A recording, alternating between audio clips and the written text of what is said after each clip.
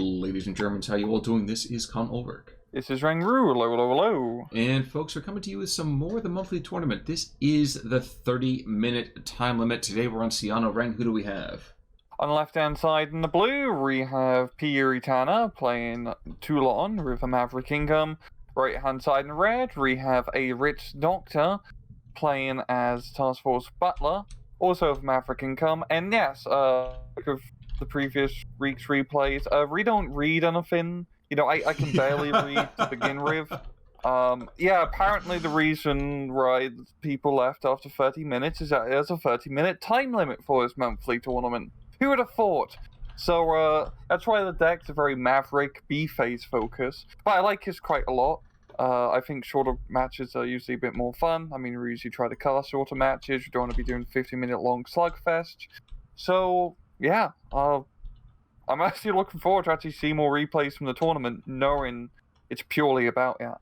Well, and that's the thing, isn't it? I mean, first of all, you're absolutely right. I write words, I don't read them. That's what other people do. So, looking at this though too, it's kind of funny. Like you mentioned the idea of punchier games. I think that was always one of the biggest gripes that we had about SD44 is that since you had to hunt for that 5149, the second you got that, at that point, it's like, okay, I'm not moving. Screw it. Mm-hmm. And then we have a 50-minute bleed out, and that was just, there were days I felt like I was going to sleep. So, you're right. Punchier games, going for it, I like it. Like it a lot. Yeah, so far in this match, it's been not super punchy. There's no real major rush in any of the towns. It's just a slower attack. Well, remember, no Russian. Mm-hmm. We're not in this match. Exactly. We're not seeing flamethrower troops being thrown on forward. We're not seeing some crazy open light vehicle build. I mean, this is Toulon that doesn't really have a crazy light vehicle opening. This is just, again, the hodgepodge division. And against Task Force Butler, not that much different when you think about it. And indeed, you can see, what do we have? A couple of cavalry scouts really is like the lightest thing you can get over here from the Americans. And no, these are not guys that play the rush game. These are far more bite and holdy. Yeah, Tanner definitely getting a good advantage up north here, pretty much getting into the northern strip with really no contestant whatsoever. Rich Doctor getting very slow onto the hilltop here. And then just down south, it's also pretty slow and steady. You are seeing Tanner really utilize his aircraft quite a bit, bringing in recon planes as well as an off-map artillery. And that's going to be kind of the fun thing, isn't it? Is that, first of all, this off-map artillery is still a float plane, which is phenomenal, because how many float planes do we see ever? And second, this is the same kind of guy who he just basically chucks little bombs out the window, and you know, isn't that just lovely? Mm-hmm. But we're going to be seeing the off-map being dropped in a rather good location here, and hopefully Tanner will do a counterattack afterwards, because he could pretty easily capture that town. It's really not a whole lot really anywhere from Rich Doctor's front line. It's like quite barren all over. Now, unfortunately, he did just lose his artillery off map. That float plane, well, he doesn't float so good when he's been punched full of holes. And I think, to a certain degree, the Hellcat was a victim of his own success. Is that, you know, he kind of stayed in there. Hey, yo, I've got 612-7s on me. I'm in good shape. And no, very much not in good shape, sir. No. And same with the infantry in the town. The off-map artillery is dropping. Tanner is already initiating an attack of the infantry. And yeah, that should be a pretty easy capture. We are seeing one M8 Greyhound try to go for the flank. It can provide actually a decent amount of firepower, as there's not real any anti-tank nearby at 47mm is quite a bit out. Yeah, but the M8 is also a little bit underpowered at this point because all he has is HE shells because he fired off almost 12-7 actually at aircraft. So, yeah, it's scary-ish, but not like terrifyingly yeah, it's so. Not really. You could, yeah, right at the 50 cal, that's totally ignorable. No, he's just gonna run into the 47mm, which, yeah, when he's on a 50 cal in an M8 Greyhound, it's kind of useless.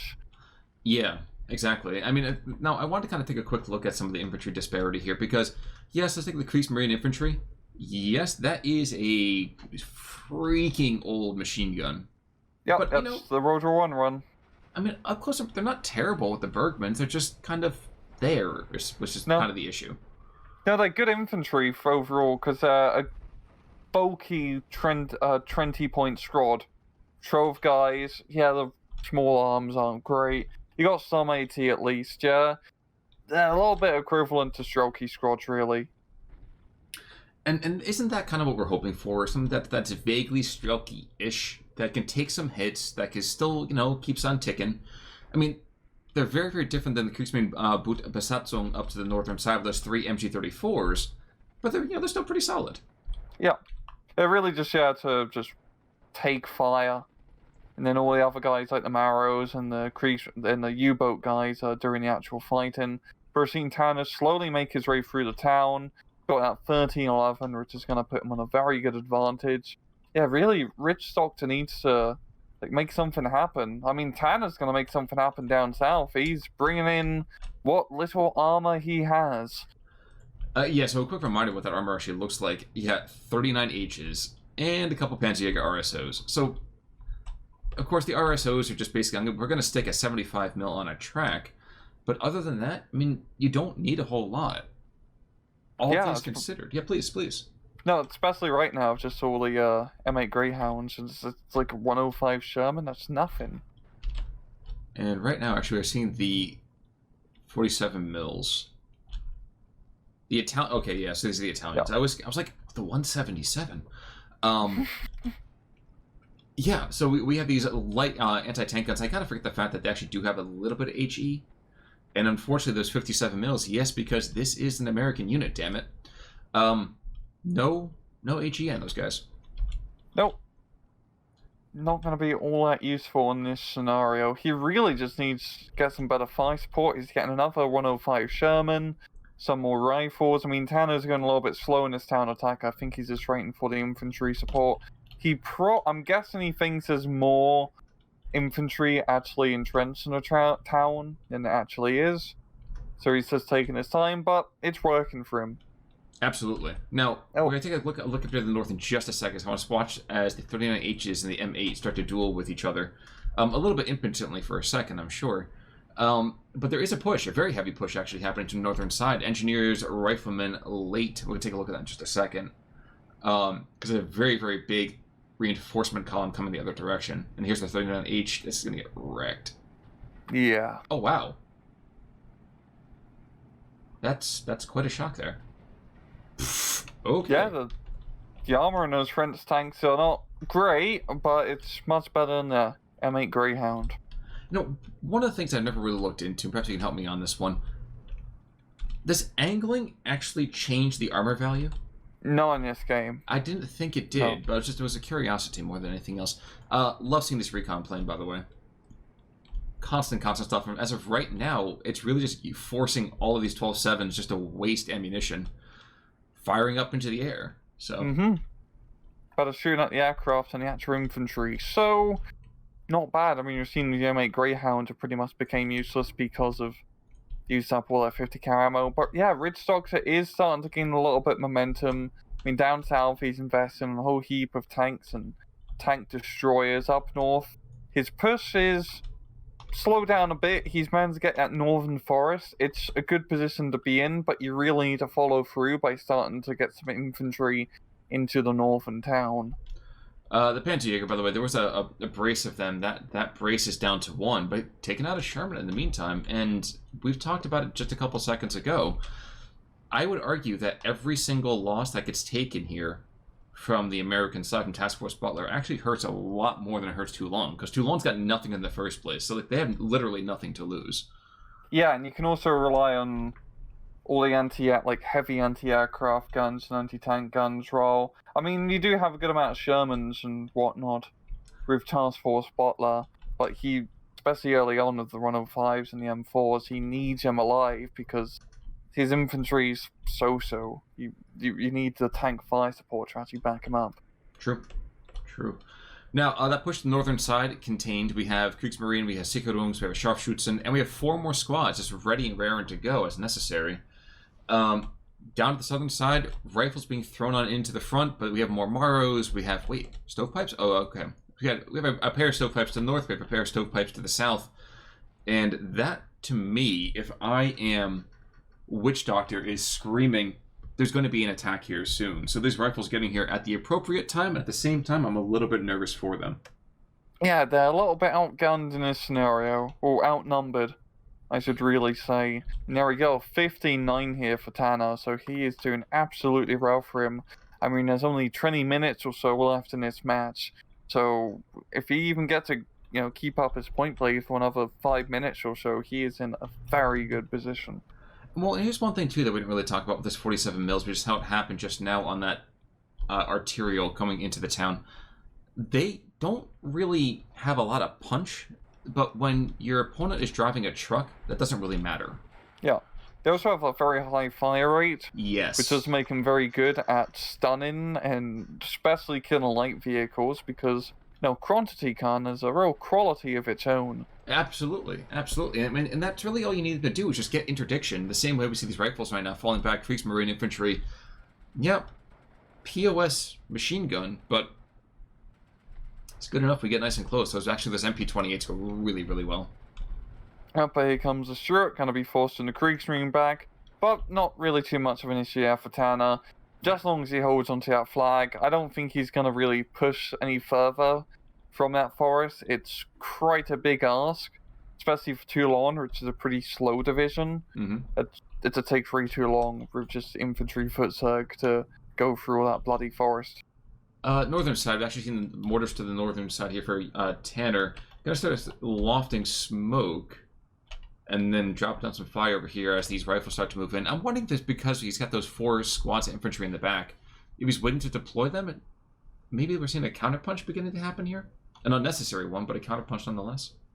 Yeah, it's quite interesting. He's been keeping those guys in reserve. Here we go. Unfortunately, there is still a 57 mil that's in the area, and he doesn't know that's the case.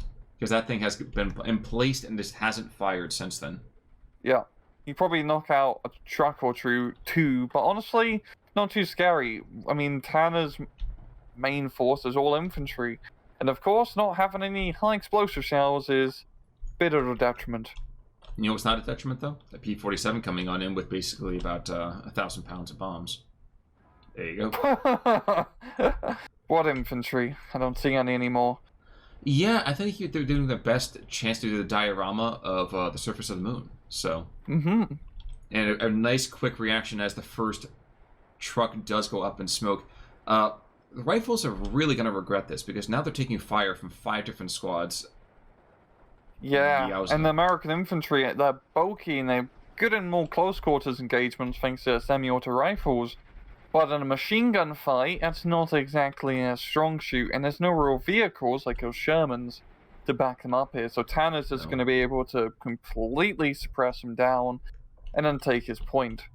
Well, there's a couple of lagging infantry squads being brought in now, kind of like that, thumbing their nose at this next bit here. Yeah, 57 mil is getting hammered right now.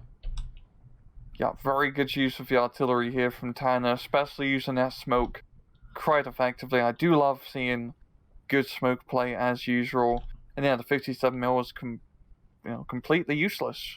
Well, and that's one of the things we have to always acknowledge. Tanner's been around the game for a really long time. And I have to say, he goes into these ebbs and flows. Ooh, wait, we're seeing a off-map coming down to the southern side. So expect to see a push here. We're seeing rifles being pushed. That's a 203, yeah. So gonna see a good chunk of firepower being lofted down that direction. Just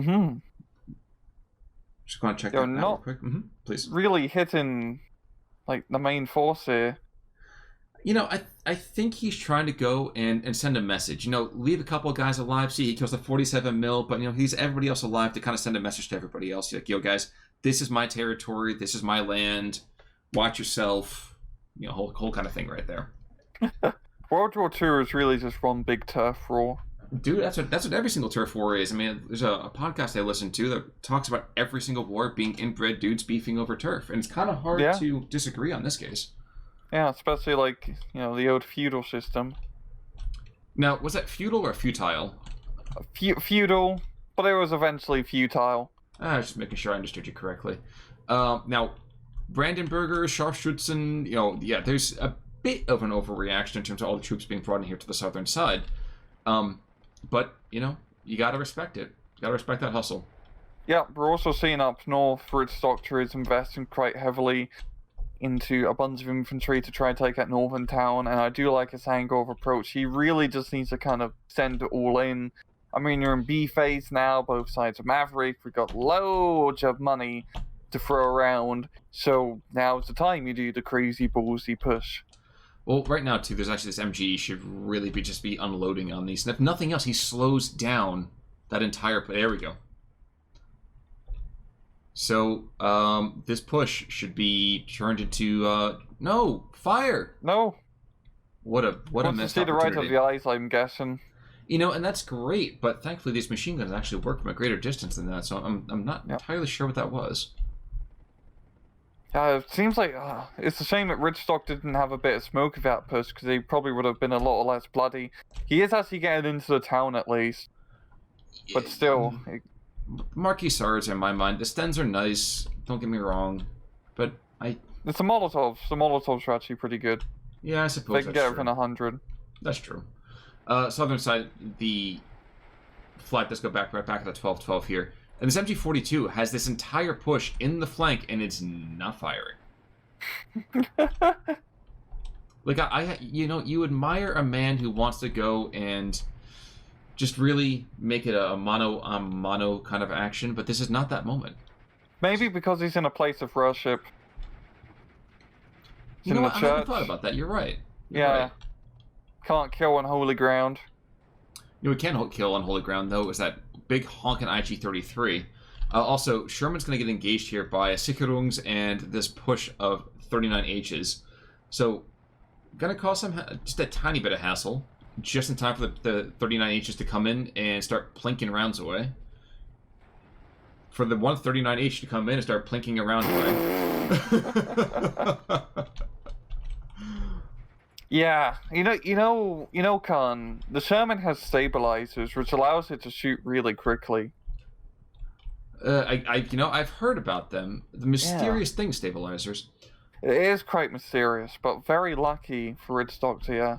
I am not too lucky. I mean, the Panda 39H is going to have a very, very, very hard time penetration at Sherman. Yeah, you're right there. We are actually, though, in almost through Phase B, and you know what? That machine gun kind of just said, I don't need to get myself involved between that IG-33 and the 47 mil, and heck, even the Kriegsmarine Besatzung. It turned those Marquis Sars into jelly. The OS leader went down. So yeah. Yeah, it's a shame. It was a pretty decent push initially for Rich Doctor. He just needed some fire support and really smoke support, because a good bit of smoke pretty much would have shut down the IG-33 and 47 mil from doing too much damage. I mean, you see up north on the plateau, he does have a good amount of fire support with all the machine guns and tank share, but that's not really going to be pushing any red towards it. Well, okay, I see what he's doing. He's off-map artillery northern side of the town, and now he has a bunch of infantry, which are going a bit of a slow route. Well, they're rallies, and he's got another 2 or 3 dropping a little bit lower. I'm still not the fondest of this, because there still are those 81 mils, and he knows that they're there, but he's been taking fire from the entire time. Now, yeah. One thing I don't think he's really been able to appreciate quite so much just yet, is there's still a 152 on map, 2 of them in fact, and they're engaging targets to the south, but those could just as easily turn their attention to someplace a little bit more northern. Oh no, and the infantry outside of their trucks.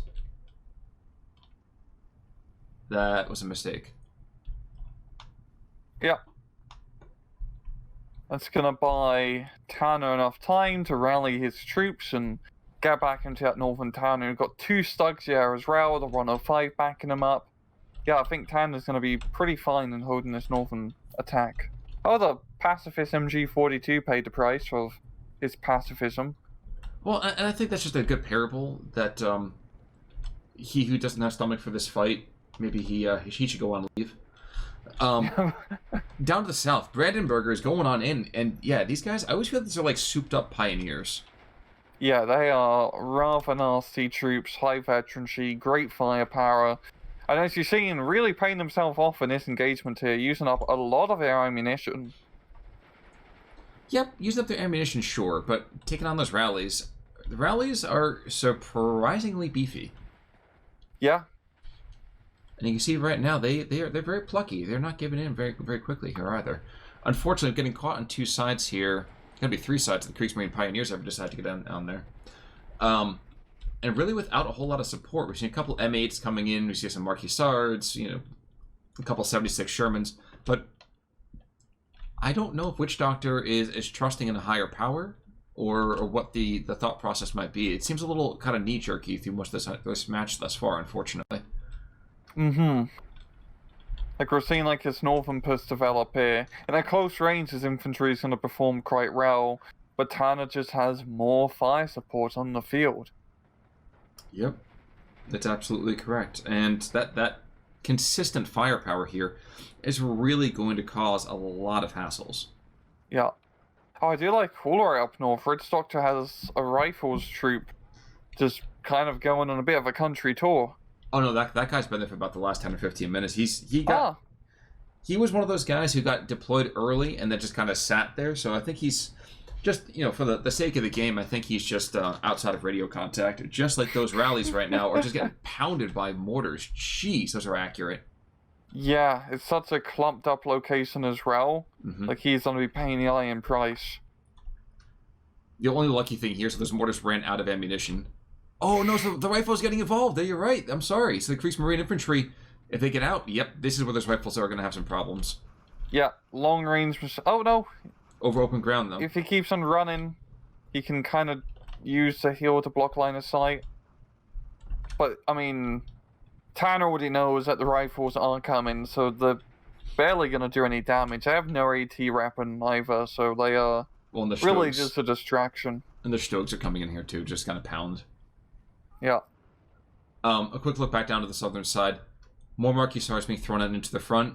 They're going to get a little bit of work done here, but I think it's more from our function of just a lot of Tanner's troops are just deployed to the western side of that flag, which I think is perfectly fine. Yeah, he doesn't really need to push heavy, especially at his point in the match. And Toulon is great at, setting up defensive firing lines. Well, these Pioneers... God, Tanner. Forgive me, I'm sorry, these Pioneers real quick. They're going to die here in just a moment, but took out an M8, took out another M8, spotting for the trucks and things like that. Now between sharpshoots and 75 mils, yeah, this push I think is not dead, but it's certainly on its last legs already, I would argue. Yeah, just the overwhelming firepower, got the mortars firing in now. I mean, the 76 Sherman and the M5 Stru are pretty good tanks, but if they poke a head out on the western side of that forest, they're not going to be long for the road. No. You are absolutely correct, sir. And there's enough firepower now from anti-air that the P-47s are completely worthless here, which is such a shame. M10 tank destroyer going down to a 105 flak 38, and Stewart's trying to flank around a little bit. Very interesting decision. Yep, he's probably going to pay for it quite quickly with all the anti-tank on the other side of the forest. And indeed he does. You are very correct, sir. Just those Pioneers, though, too. So, the 76 upgun is still, again, decent. But like I said to you, one by one, if these vehicles go down over here for the Americans, they can't fall back on anything else. They have nothing else to fall back on. Yeah, I mean, he actually does have heavy artillery in his deck. We just haven't really seen it being used. Like, honestly, the long toms, especially against Toulon, is a great idea. Because a lot of Toulon's firepower isn't tanked. I mean, there's a few stugs. You just need to blow up the 105s, the Pack 40s, the mortars, and you need, a bit of long-range, heavy-duty artillery of your own to really counter Toulon's soft, squishy, static targets. I have an idiot question for you. Shoot. An M42, is it just like a modified Thompson? Is that the OSS leader weapon? Yes, sir. I believe it's some weird, janky submachine gun which went into American trials but never really passed, but they just gave it to the OSS guys. Ah, this is one of those secret weapons of World War II things. It's like a Battlefront kind of thing. Got it. It's like something which would be in like Battlefield 5 as like a raid unlock. Got you. Okay. Yeah. Fair enough. I hesitate to take this to a ×2, but I will say, Witch Doctor's really got to pull something out of his hat here to kind of get this back under control, and I don't know if he's got that. I think a ×2 at 2510 is quite satisfactory. Call. Okay, well, here we go. ×2 then. Indeed. And it's quite funny watching these replays, knowing... I mean, we always kind of know when it ends because it says in the replay, but we just pretend. Any rate, breaking the fourth rule aside, in the actual gameplay aspect, like, knowing that it's going to end in 30 minutes or so really does, like, you know, changes up the pace, especially for the players as well, of reintroducing some sort of time limit.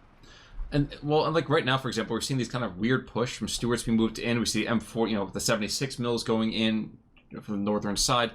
So Panzerjäger going to be engaging some other stuff. You got some weird infantry push on the northern side. Stug's going in every single direction. So, yeah, it creates a little bit of chaos. And I think, you know, as much as Peter Baelish would say it, chaos is a ladder. And I think we get to see a lot of fun action when people are trying to go to get and climb said ladder. The 76 mils are down. The Stuarts are charging through. We have some weird, janky nonsense going on. It's fantastic. Yeah. Little Stuart light tank attack. He actually might get to the rear and blow up some of these artillery guns, which would be quite fun. I imagine for everybody but the artillery positions, but you're right. Well, the funny thing is that they are now completely cut off.